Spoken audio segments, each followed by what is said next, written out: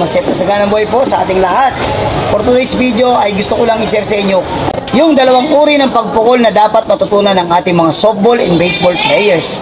At sa pagkakataong ito ay gagamit po tayo ng bagong player para makita natin kung gaano ka-effective yung ating pamamaraan sa pagtuturo kung paano pumukol ng long throw. At sa video na ito ay uunahin po natin ituro yung pagpukol ng malayuan o yung long throw na pwede natin gamitin kapag tayo ay nandun sa outfield, pupukol tayo sa home plate or sa third base. Ayan, ito na naman po ang isa na naman bagong miyembro ng Smoky Mountain Go for Gold, isang batang yagit. Ayan, nakikita nyo. Magpakilala ka, ano pangalan mo? Sabihin mo, sino? Kim Roy. Ang ituturo ko sa kanya ngayon ay kung paano pumukol ng malayuan. So yung long throw dahil siya po ay i-train ko na outfield. Dahil bago ka, kailangan sabihin mo, Smoky Mountain, go for gold. Smoky Mountain, go for gold. Ganda mo naman, yung powerful, yung powerful. Oh, ready? Smoky Mountain. Go for gold. Wag mo. Okay, o sige, ikaw lang. Ready, go. Smoky Mountain, go for gold. Yan, go for gold tayo. Ngayon, ituturo ko sa kanya yung long throw para matuto siyang pumukol ng malayuan.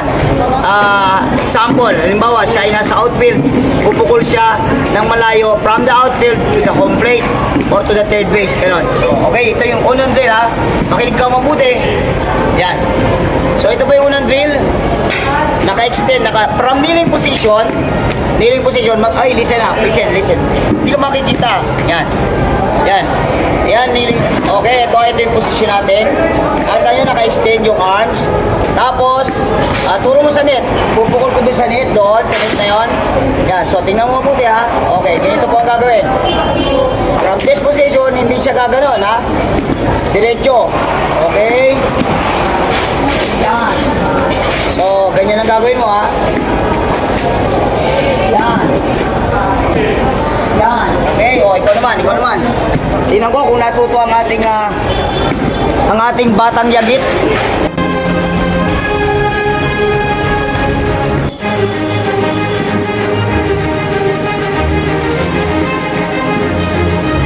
So ayun po yung unang drill na tinuro ko sa kanya para pumukol ng long throw, ng mahabang pagpukol. At nakita nyo, in-extend natin. So ilan ba yung gagawin ng bata? Let's say meron kang 20 balls sa isang bucket, meron kang 20 balls.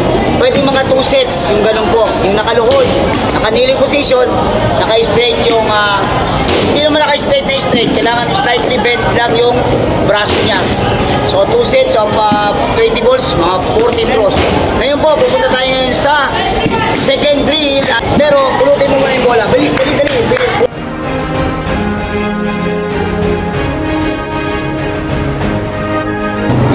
Ayan. Ito pong bata na to ay parang grade 4 lang pero tanda na po ito. Hindi, joke lang. Bata pa lang po talaga yan. Okay, next drill. From this position, aside ha.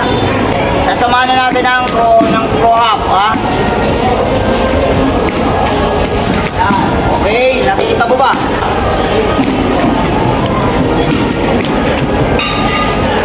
Okay, so ikaw. Go. Talon. Taas ang konti. Oh, huwag mo ibalugtod yung diretso lang mula dyan. Yan. Okay, good. So ayan po, yun yung pangalawang drill na tinuro ko kay Kim. At napagod ka ba? Kayang-kaya? Ha? Oo, kaya ko. Gutom pa na. Gutom na. Okay, pero kaya. Okay, good. Sabihin mo muna, Smoky Mountain, go for gold. Smoky Mountain, go for gold. Yan, very good.